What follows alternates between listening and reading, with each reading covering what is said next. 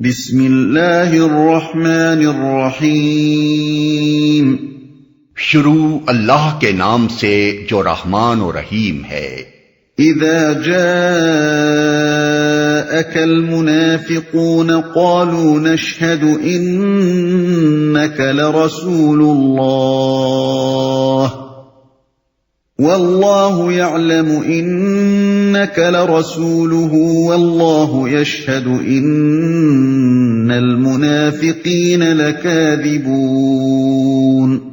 اے نبی، جب یہ منافق تمہارے پاس آتے ہیں تو کہتے ہیں ہم گواہی دیتے ہیں کہ آپ یقیناً اللہ کے رسول ہیں۔ ہاں، اللہ جانتا ہے کہ تم ضرور اس کے رسول ہو، مگر اللہ گواہی دیتا ہے کہ یہ منافق قطعی جھوٹے ہیں۔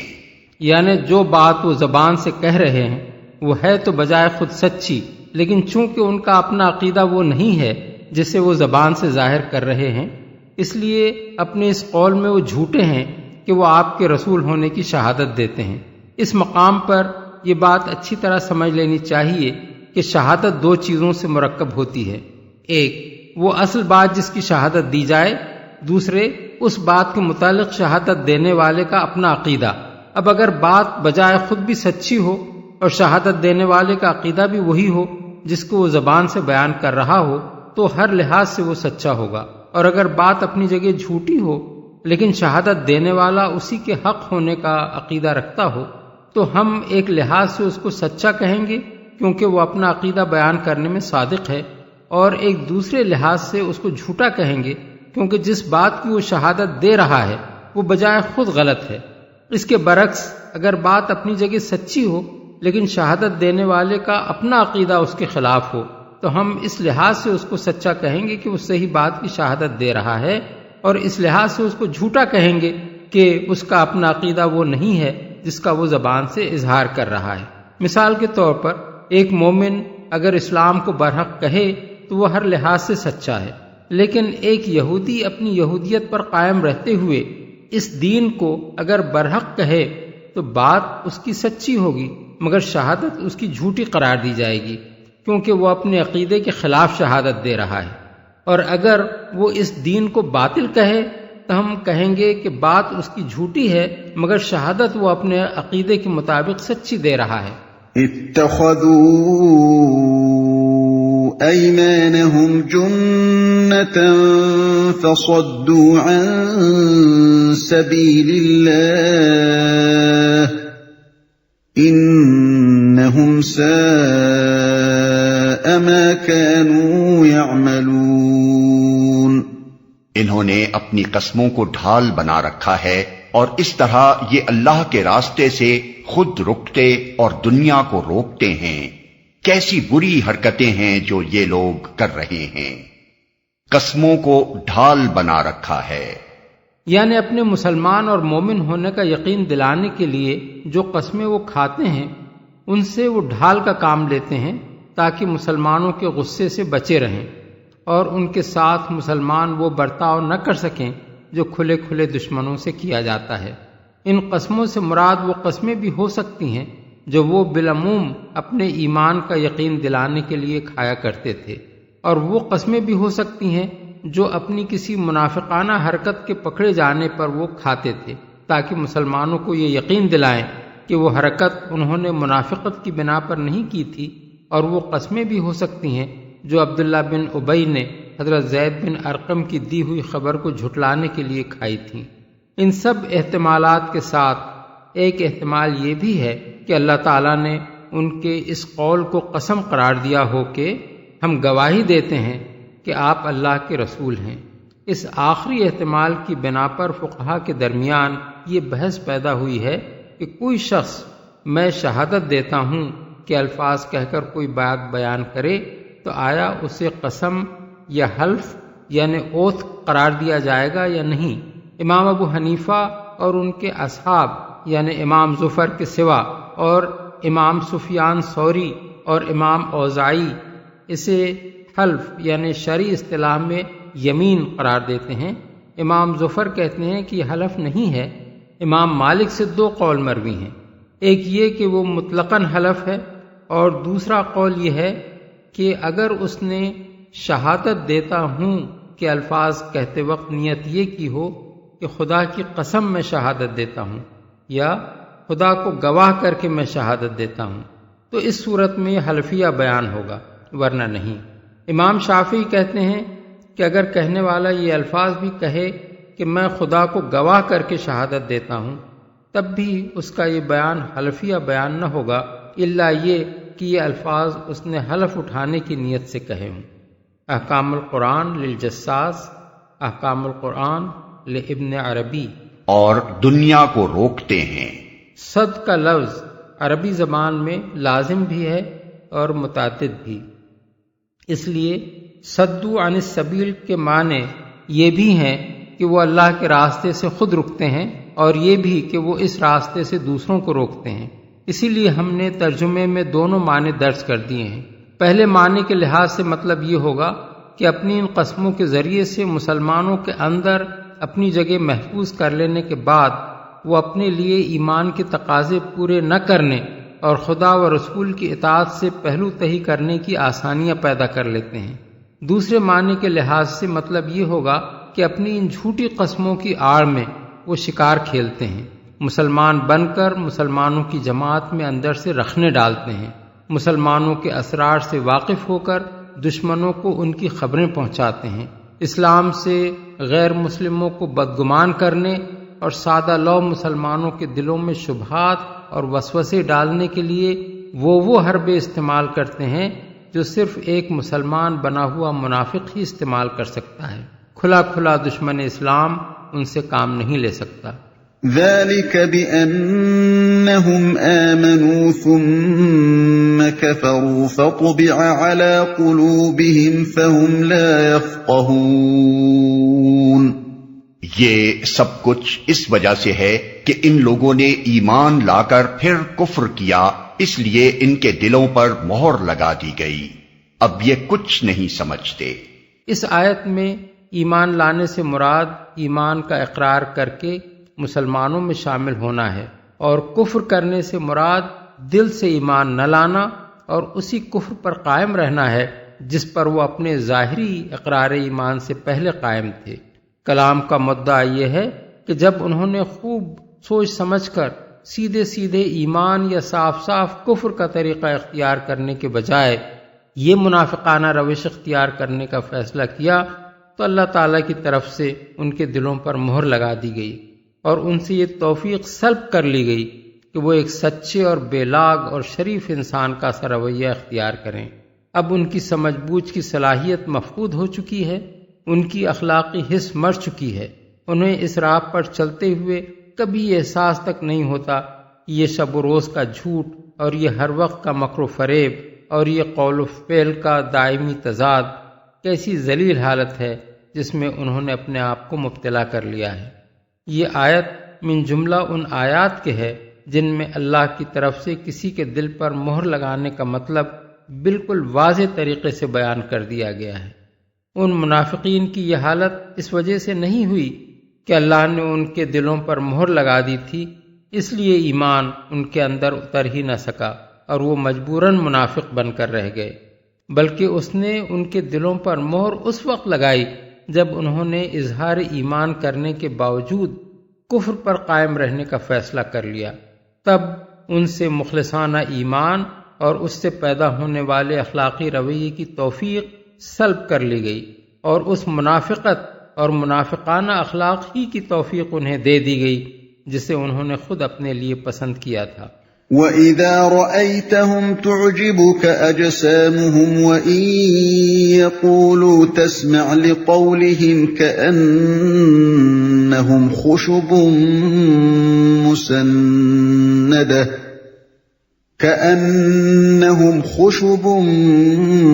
مُّسَنَّدَةٌ يَحْسَبُونَ كُلَّ صَيْحَةٍ عَلَيْهِمْ هُمُ الْعَدُوُّ فَاحْذَرْهُمْ قَاتَلَهُمُ اللَّهُ أَنَّىٰ يُؤْفَكُونَ۔ انہیں دیکھو تو ان کے جثے تمہیں بڑے شاندار نظر آئیں، بولیں تو تم ان کی باتیں سنتے رہ جاؤ، مگر اصل میں یہ گویا لکڑی کے کندے ہیں جو دیوار کے ساتھ چن کر رکھ دیے گئے ہوں۔ ہر زور کی آواز کو یہ اپنے خلاف سمجھتے ہیں، یہ پکے دشمن ہیں، ان سے بچ کر رہو، اللہ کی مار ان پر، یہ کدھر الٹے پھرائے جا رہے ہیں، ان کی باتیں سنتے رہ جاؤ۔ حضرت عبداللہ بن عباس بیان کرتے ہیں کہ عبداللہ بن ابی بڑے ڈیل ڈول کا تندرست، خوش شکل اور چرب زبان آدمی تھا، اور یہی شان اس کے بہت سے ساتھیوں کی تھی۔ یہ سب مدینے کے رئیس لوگ تھے۔ جب رسول اللہ صلی اللہ علیہ وسلم کی مجلس میں آتے تو دیواروں سے تکیے لگا کر بیٹھتے اور بڑی لچھے دار باتیں کرتے۔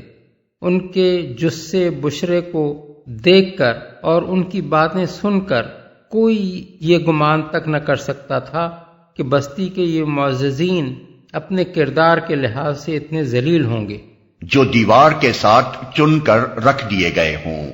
یعنی یہ جو دیواروں کے ساتھ تکیے لگا کر بیٹھتے ہیں یہ انسان نہیں ہیں بلکہ لکڑی کے کندے ہیں۔ ان کو لکڑی سے تشبیہ دے کر یہ بتایا گیا کہ یہ اخلاق کی روح سے خالی ہیں جو اصل جوہر انسانیت ہے۔ پھر انہیں دیوار سے لگے ہوئے کندوں سے تشبیہ دے کر یہ بھی بتا دیا گیا کہ یہ بالکل ناکارہ ہیں، کیونکہ لکڑی بھی اگر کوئی فائدہ دیتی ہے تو اس وقت جب کہ وہ کسی چھت میں یا کسی دروازے میں یا کسی فرنیچر میں لگ کر استعمال ہو رہی ہو۔ دیوار سے لگا کر کندے کی شکل میں جو لکڑی رکھ دی گئی ہو وہ کوئی فائدہ بھی نہیں دیتی، اپنے خلاف سمجھتے ہیں۔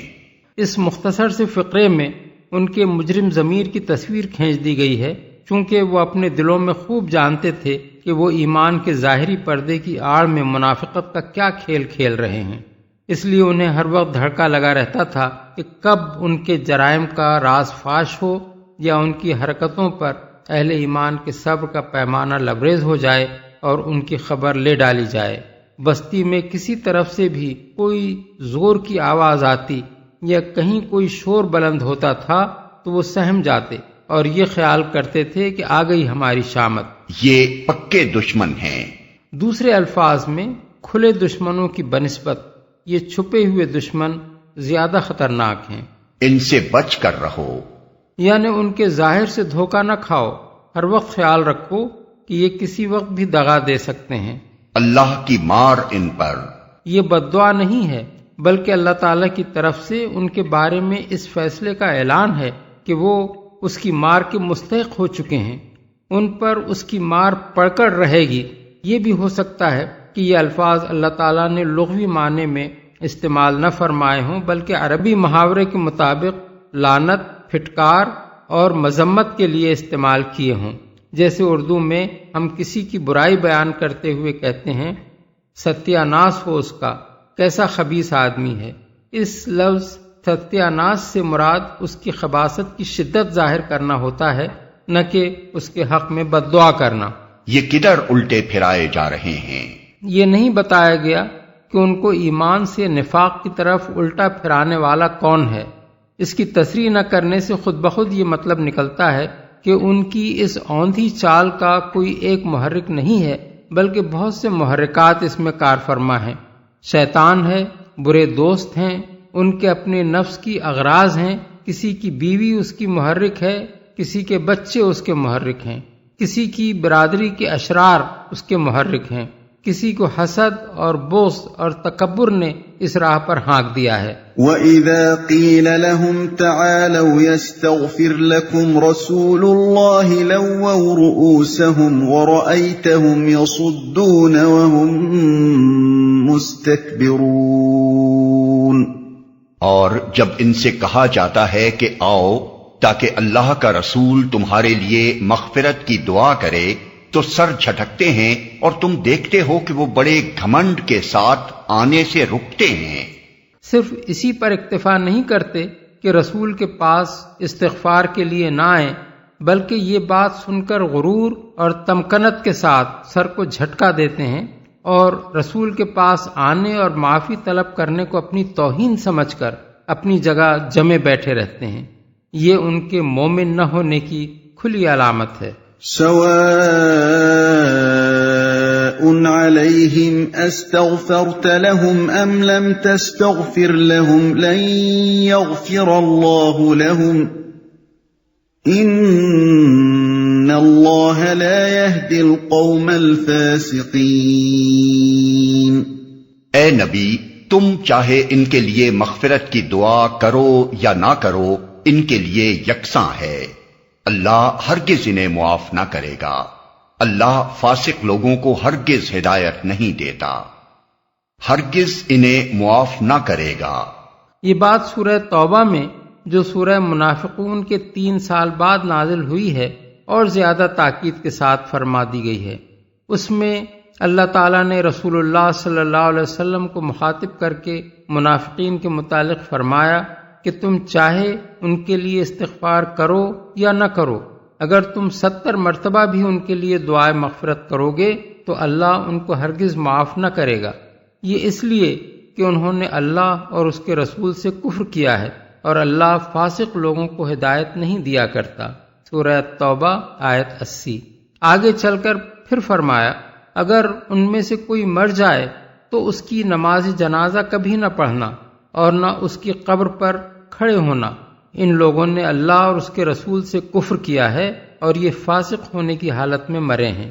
سورہ توبہ آیت 84۔ ہرگز ہدایت نہیں دیتا۔ اس آیت میں 2 مضمون بیان کیے گئے ہیں۔ ایک یہ کہ دعائے مغفرت صرف ہدایت یافتہ لوگوں ہی کے حق میں مفید ہو سکتی ہے۔ جو شخص ہدایت سے پھر گیا ہو اور جس نے اطاعت کے بجائے فسق و نافرمانی کی راہ اختیار کر لی ہو، اس کے لیے کوئی عام آدمی تو درکنار خود اللہ کا رسول بھی مغفرت کی دعا کرے تو اسے معاف نہیں کیا جا سکتا۔ دوسرے یہ کہ ایسے لوگوں کو ہدایت بخشنا اللہ کا طریقہ نہیں ہے جو اس کی ہدایت کے طالب نہ ہوں۔ اگر ایک بندہ خود اللہ تعالیٰ کی ہدایت سے منہ موڑ رہا ہو بلکہ ہدایت کی طرف اسے بلایا جائے تو سر جھٹک کر غرور کے ساتھ اس دعوت کو رد کر دے تو اللہ کو کیا ضرورت پڑی ہے کہ اس کے پیچھے پیچھے اپنی ہدایت لیے پھرے اور خوشامد کر کے اسے راہ راست پر لائے۔ هم الذين يقولون لا تنفقوا على من عند رسول الله حتى ينفضوا ولله خزائن السماوات والأرض ولكن المنافقين لا يفقهون۔ یہ وہی لوگ ہیں جو کہتے ہیں کہ رسول کے ساتھیوں پر خرچ کرنا بند کر دو تاکہ یہ منتشر ہو جائیں، حالانکہ زمین اور آسمانوں کے خزانوں کا مالک اللہ ہی ہے، مگر یہ منافق سمجھتے نہیں ہیں۔ يقولون لئن رجعنا إلى المدينة ليخرجن الأعز منها الأذل وَلِلَّهِ الْعِزَّةُ وَلِرَسُولِهِ وَلِلْمُؤْمِنِينَ وَلَكِنَّ الْمُنَافِقِينَ لَا يَعْلَمُونَ۔ یہ کہتے ہیں کہ ہم مدینے واپس پہنچ جائیں تو جو عزت والا ہے وہ ذلیل کو وہاں سے نکال باہر کرے گا، حالانکہ عزت تو اللہ اور اس کے رسول اور مومنین کے لیے ہے، مگر یہ منافق جانتے نہیں ہیں۔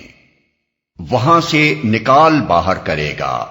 حضرت زید بن ارقم کہتے ہیں کہ جب میں نے عبداللہ بن ابی کا یہ قول رسول اللہ صلی اللہ علیہ وسلم تک پہنچایا اور اس نے آ کر صاف انکار کر دیا اور اس پر قسم کھا گیا تو انصار کے بڑے بوڑھوں نے اور خود میرے اپنے چچا نے مجھے بہت ملامت کی، حتیٰ کہ مجھے یہ محسوس ہوا کہ حضور نے بھی مجھے جھوٹا اور عبداللہ بن ابی کو سچا سمجھا ہے۔ اس چیز سے مجھے ایسا غم لاحق ہوا جو عمر بھر کبھی نہیں ہوا اور میں دل گرفتہ ہو کر اپنی جگہ بیٹھ گیا۔ پھر جب یہ آیات نازل ہوئیں تو رسول اللہ صلی اللہ علیہ وسلم نے مجھے بلا کر ہنستے ہوئے میرا کان پکڑا اور فرمایا لڑکے کا کان سچا تھا، اللہ نے اس کی خود تصدیق فرما دی۔ بروایت ابن جریر، ترمذی میں بھی اس سے ملتی جلتی روایت موجود ہے۔ اللہ اور اس کے رسول اور مومنین کے لیے ہے، یعنی عزت اللہ کے لیے بذات مخصوص ہے اور رسول کے لیے بربنائے رسالت اور مومنین کے لیے بربنائے ایمان رہے کفار و فساق و منافقین، تو حقیقی عزت میں سرے سے ان کا کوئی حصہ ہی نہیں ہے۔